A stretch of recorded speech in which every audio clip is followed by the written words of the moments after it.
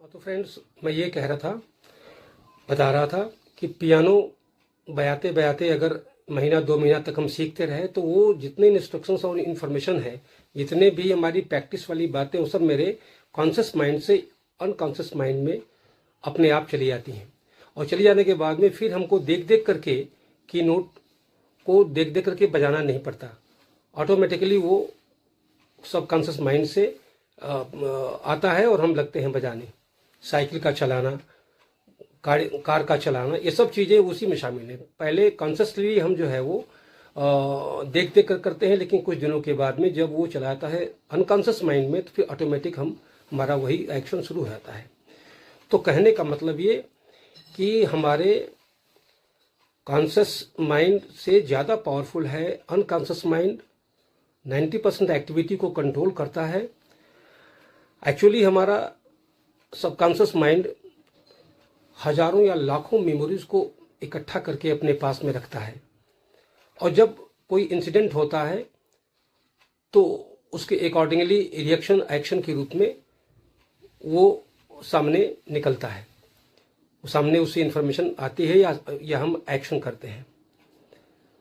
जहाँ तक पावर की बात है तो सबकॉन्शियस माइंड में हम जो चाहें, जो बीज बोएंगे वही काट सकते हैं। जैसे कि अगर हमको धन चाहिए, अगर हमको रिलेशन में प्रोग्रेस चाहिए, या हमको अगर पढ़ाई में आगे जाना है, हमारी और भी कोई अगर इच्छाएं हैं, तो वो सब पूरी हो सकती हैं, बशर्ते ये कि हम जो है सबकॉन्शियस माइंड में उसको डाल दें और उसके मुताबिक वर्क भी करें। मान लीजिए एग्जाम्पल एक इसके बीच में दिया जाता है कि एक हाथी का बच्चा है, और जब वो छोटा होता है उसको एक रस्सी से बांधा जाता है, और वो बच्चा तोड़ नहीं पाता क्योंकि पावर कम है। लेकिन जब वही हाथी बड़ा हो जाता है और धीरे धीरे उसी रस्सी के साथ में, तो उसके दिमाग में, उसके सबकॉन्शियस माइंड में ये बात बैठ जाती है कि रस्सी को मैं तोड़ नहीं पाऊंगा।